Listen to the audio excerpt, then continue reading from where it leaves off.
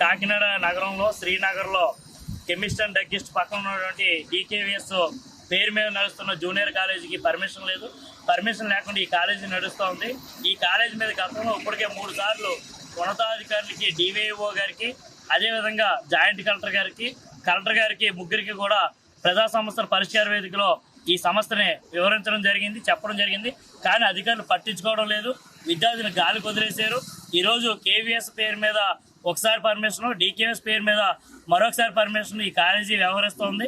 యాజమాన్యం పట్టించుకోవడం లేదు. పర్మిషన్ కోసం ఏదైతే అధికారులు దీని మీద చర్యలు తీసుకోవడం లేదు.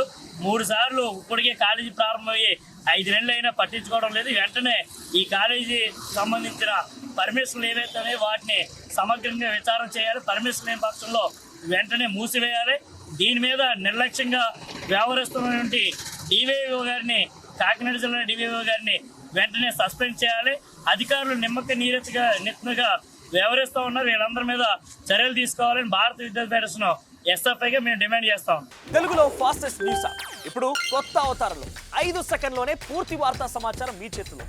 సోషల్ మీడియా ట్రెండ్స్ మీ కళ్ళ ముందుకే live TV and voice search ఆప్షన్స్తో ఇప్పుడే డౌన్లోడ్ చేయండి. యాప్ లింక్ డిస్క్రిప్షన్లో ఉంది.